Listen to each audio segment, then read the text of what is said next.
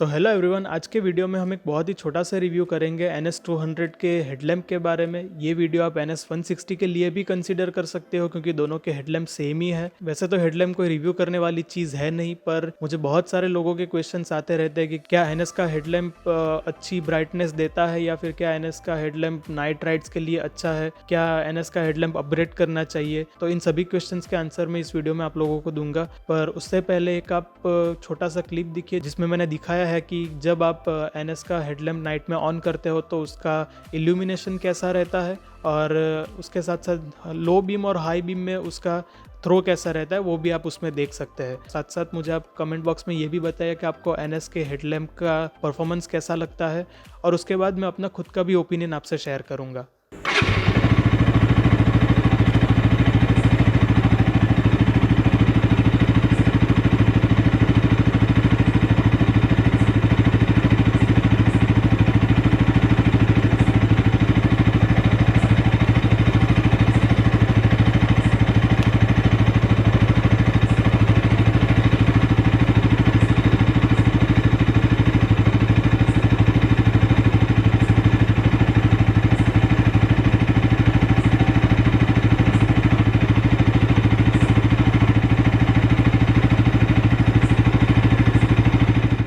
तो जैसे कि आपने देखा कि इस हेडलैम्प का जो लो बीम है वो बहुत ही अच्छा है, उसका थ्रो काफ़ी वाइड है और काफ़ी ज़्यादा ब्राइट भी है। आपको लगभग 25 से 30 मीटर का रेंज मिलता है उसमें। सिटी और हाईवे दोनों के लिए बहुत ही अच्छा इल्यूमिनेशन आपको प्रोवाइड करेगा, तो इससे मुझे कोई भी शिकायत नहीं है। पर इसका जो हाई बीम है उसका थ्रो तो अच्छा है, उसकी रेंज भी अच्छी है, करीब 100 मीटर्स तक का इल्यूमिनेशन आपको मिलता है, पर उसकी ब्राइटनेस है वो बहुत ही एवरेज बोल सकता हूँ मैं।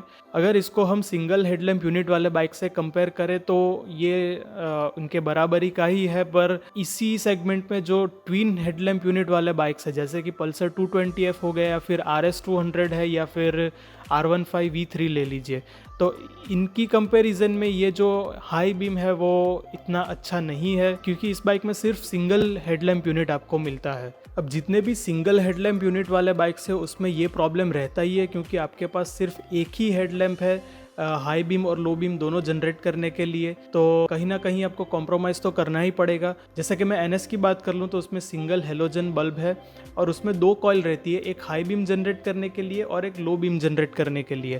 तो जो लो बीम जनरेट करने वाली कॉइल है वो हेडलैम्प की जो रिफ्लेक्टिव सरफेस है उसके ऊपर वाले पोर्शन पर ही लाइट फेंकती है, तो उसी से लो बीम जनरेट होता है। और जो हाई बीम जनरेट करने वाली कॉइल है वो रिफ्लेक्टिव सरफेस के सेंटर और नीचे वाले पोर्शन पर लाइट फेंकती है और उससे हाई बीम जनरेट होता है। तो जैसे कि आपको पता ही होगा कि NS का जो हेडलैम्प है वो ऊपर से काफ़ी ब्रॉड है और नीचे आते आते वो नैरो होता चला जाता है, तो जो भी हमारा लो बीम जनरेट होता है वो ऊपर वाले पोर्शन से मतलब कि ब्रॉड पोर्शन से जनरेट होता है, तो उसका ब्राइटनेस और थ्रो बहुत ही अच्छा है। पर जो हमारा हाई बीम जनरेट होता है वो नीचे वाले पोर्शन से यानी कि जो नैरो वाला पोर्शन है वहां से जनरेट होता है, तो उसके कारण से ये जो हाई बीम है उसका थ्रो थोड़ा नैरो भी है और साथ साथ इतना ब्राइट भी नहीं है। अब अगर ट्विन हेडलैम्प यूनिट वाले बाइक्स की बात करें तो आपके पास लो बीम और हाई बीम के लिए अलग अलग हेडलैम्प यूनिट है, तो आप जिस तरह का थ्रो चाहिए उस हिसाब से रिफ्लेक्टिव सरफेसेस ऐड करके उस तरह का थ्रो पा सकते हैं। तो अब सवाल ये आता है कि क्या आपको ये हेडलैम्प को अपग्रेड करना चाहिए। इसका सिंपल आंसर है नहीं, आपको ये नहीं करना चाहिए क्योंकि मोस्ट ऑफ द राइडर्स के लिए इस हेडलैम्प का जो इल्यूमिनेशन और ब्राइटनेस है वो एडिक्वेट है। पर अगर आप नाइट में फ्रिक्वेंटली हाई स्पीड राइड्स करते हो या फिर आप कोई ऐसी जगह पे रहते हो जहाँ बार बार आपको फॉगी एटमॉस्फेयर में चलाना पड़ता है, तो इसके लिए इसकी ब्राइटनेस आपको एडिक्वेट नहीं लगेगी। इस कंडीशन में आप अपग्रेड कर सकते हो। पर एक चीज़ मैं आपको यहाँ पर बता दूँ कि हेडलैम्प की ब्राइटनेस बढ़ाने के लिए आप जो एग्जिस्टिंग हेडलैम्प यूनिट है उसके अंदर LED बल्ब या प्रोजेक्टर लाइट मत लगाइए क्योंकि उससे बेसिकली अपग्रेड नहीं होगा, इससे ब्राइटनेस आपको कम मिलेगी, जो स्टॉक हेडलैम्प है उससे भी कम मिलेगी। मैंने खुद इन दोनों का यूज़ किया है। ये जो LED और प्रोजेक्टर लाइट्स होती है वो आपको वाइट लाइट प्रोवाइड करती है और वाइट लाइट जो है वो इंडियन कंडीशन के हिसाब से इतनी अच्छी नहीं है क्योंकि ये जो लाइट है उसमें आपको ब्राइट सरफेसेस है वो अच्छे से रिफ्लेक्ट होके दिखती है, पर जो भी डार्क सरफेसेस है वो